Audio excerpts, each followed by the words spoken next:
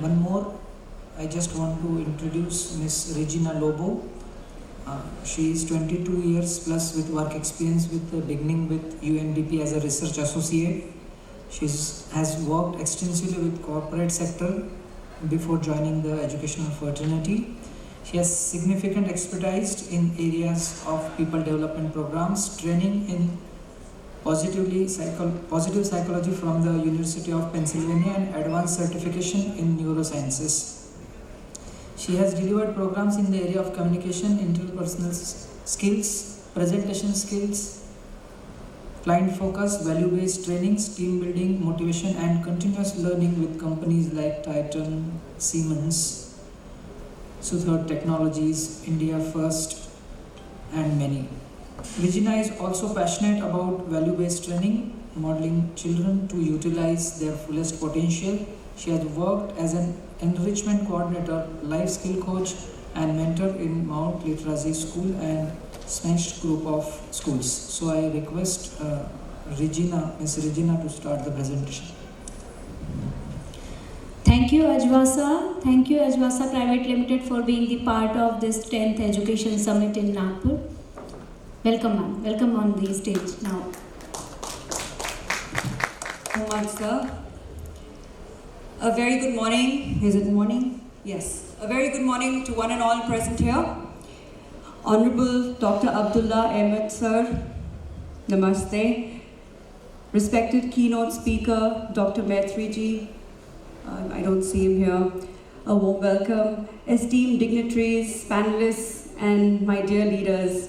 And dear Manmeet, sir. Thank you so much for this wonderful opportunity, this wonderful gathering that you have exposed me to.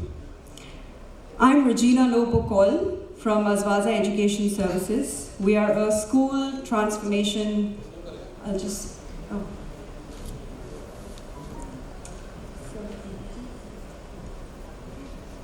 So we are a school transformation company with an objective and a vision to make schools future ready. Azvasa has a decade of hands-on experience in providing practical and effective solutions to all schools. Before I begin, I would really like to say that I'm really humbled to be in the presence of a cohort of change makers. You know, teaching is a very sacred profession. It's the maker of all other professions. How many of you agree? Raise your hand. Yes, mwah. I agree too. Now I'm going to share a story, my personal life story, and I'm going to tell you how this education, this profession has changed my life.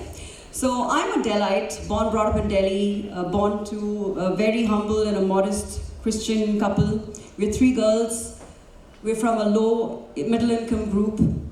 We used to stay on a terrace, in a small room on a terrace that my parents had rented in our landlord's house. I'll show you a picture of it a little later. So, as growing up as a student, I was really weak. I was really weak in all the subjects. I was considered one of those poor students, you know, below grade level, much below grade level. My range of scores would be anywhere between 0 to 3 out of 10, and 3 would be on a very good day. And every year, year on year, my parents would get the same feedback from all of my teachers. And that would be, she doesn't concentrate, she's not paying attention, she doesn't practice enough, no revision, she's not doing this, she's not good enough. So that's what my parents would hear, and I don't blame my teachers. I was not a good student. And then let me fast forward. I'm in grade 10, we've completed 2nd term. I've done atrociously. My parents were called to collect the report card. They were given the same feedback, but only this time it was way harsher because I was in grade 10. And my specialization, my career, my future, and everything depended on that grade 10 score. So while that particular night, I've got a photograph of this. This is where we used to stay. That's what you see is the only room that we had, and the 5 of us, we were 3 girls. My younger sister's not on this pic. I'm the middle one. So that night I heard my dad converse with my mom. We used to sleep outside on the terrace because it was really hot in the summer months, so we used to lay a sheet there and we all used to sleep together. And my dad was really worried, and that was the first time in my life that I heard my dad cry. Obviously, I pretended to sleep. And he was telling my mom, he said, I'm really worried about Regina. I don't know what we're going to do. What will she do? He said, if she fails grade 10, we will put her in some technical course, maybe tailoring or something like that. I was great in fashion designing. I love sketching clothes, dresses, but my dad couldn't afford it because, like I said, they were social workers. They were working for NGOs, and they used to earn very meagerly, and the maximum of their saving or their salaries they spent in giving us the best education. They put us in convent schools. So when I heard my dad say that, I'm lying down, I could see the stars, and I was feeling pathetic and miserable about my life. Because of me, my dad cried. And he was thinking of what I would do for the rest of my life. And he said, at least if we put her in this tailoring course or something, she'll be able to manage her life, irrespective of whether we are there with her or we're not. That night, I promised myself that I will change the way I am. I will take my life, my education, my growth, my learning into my hands. And it was as though God was on my side, because a week later, there was a new math teacher who joined our school and was hired to train our class. Maybe a few days later, he was teaching us some concept in math. I was completely lost trying to figure out his new style. He was a new person for us. And he gave us a test. Again, I got just about 3 or 10 in that test. But the difference was, this time when my math teacher, he gave me my paper back. He said, I have some good news for you, Regina. And I was like, really? That's never happened to me in school. But when he said, I've got good news for you, I looked at him and he says, you know what? You know 30% of the concepts really well. So what say? Let's build on this 30%, and then we'll work on the 70% of the knowledge, of the concepts you think you don't know. That statement taught me 2 things. 1, I need to have a little more faith and belief in myself. 2, it transformed the way I started to learn. The sentence he used was, after we strengthen the 30% that you already know, we will focus on the 70% that you think you don't know. I fell in love with Vijay sir at that moment. For the next 1 month, he spent all his lunch breaks training me on the concepts that were 3 grades lower than grade 10, and he brought me up to that level. I passed maths with 45 marks in my boards. I cleared grade 10 with 57%. I passed in all the subjects, thankfully. I passed grade 12 with a distinction. I went on to do post-graduation in psychology. I trained in neurosciences from the University of Seattle. I trained in positive psychology from the University of Pennsylvania. I'm currently doing a course on women empowerment and leadership from Indian School of Business. I'm not trying to boast here. I'm telling you that this is the same Regina who for 10 years heard the same reviews, that I was not good enough, I was not concentrating, I didn't know what I wanted to do, where I wanted to be. This was the feedback my parents always heard. My dad is not with me anymore, but he was very proud when we lost him during COVID. There are 2 kinds of people, according to neurosciences, there are 2 kinds of people in the world. One is dandelions. And the other kind of people are called orchids. Have you heard of these words? They're flowers. Dandelions are weeds. They grow anywhere, under any circumstances. They don't need that perfect nurturing, the perfect environment, the perfect nutrition. They don't need any of that. On the other hand, orchids are some of the most beautiful and delicate flowers. And they will wither away if they're not nurtured, if they're not cared for, if they don't get the right environment. And we're just like those flowers. 80% of your class population are dandelion flowers, are your dandelions.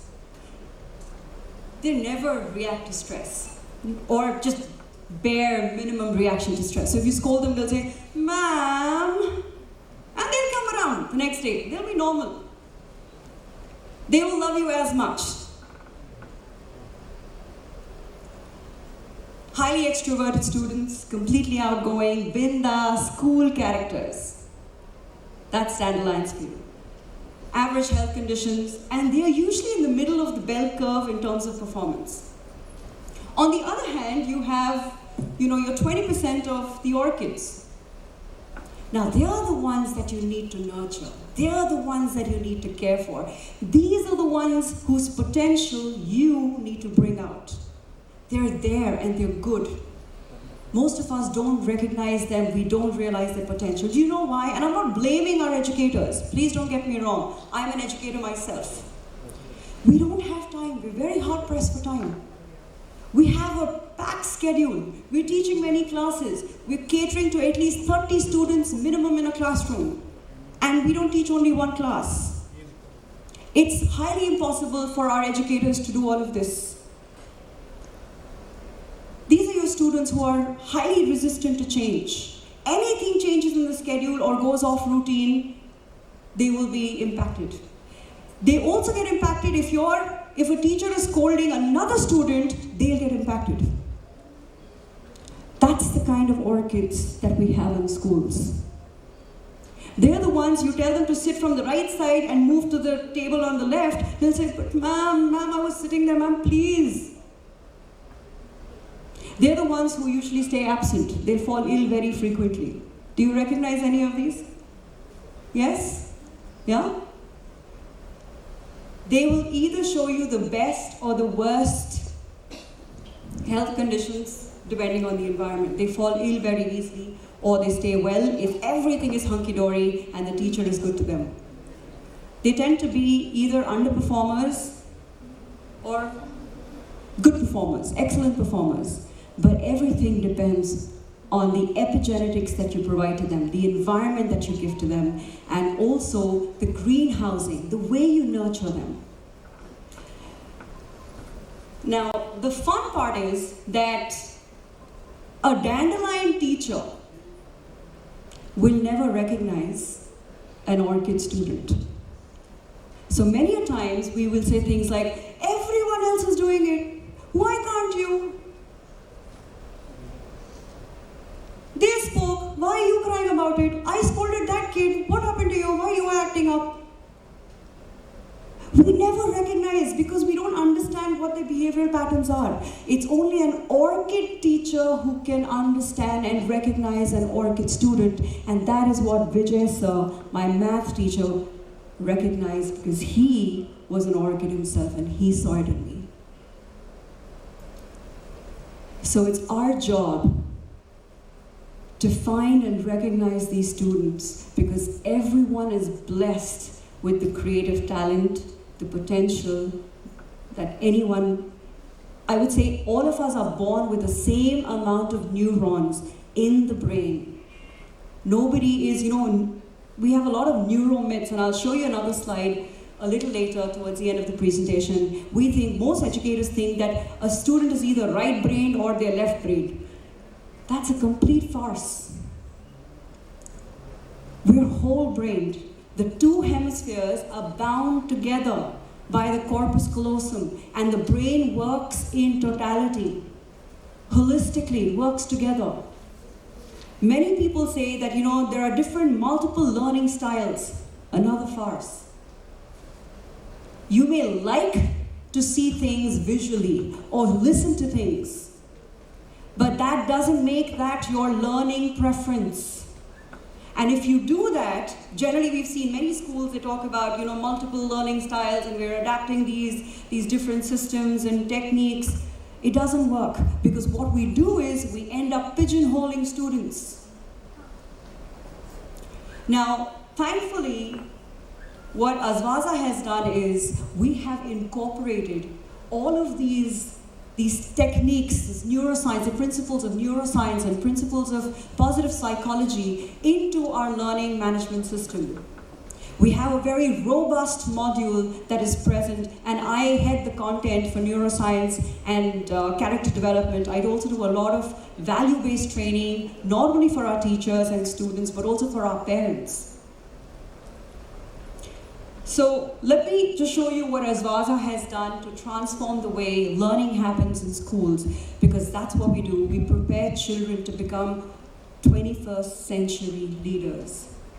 Our keynote speaker and Honorable 𝗟𝗏𝐺 has talked to us so much about creativity and innovation and how you need to keep that alive in order for us to perform and do well. Today, digitally, we're all getting there. All schools are using technology in some way thanks to COVID.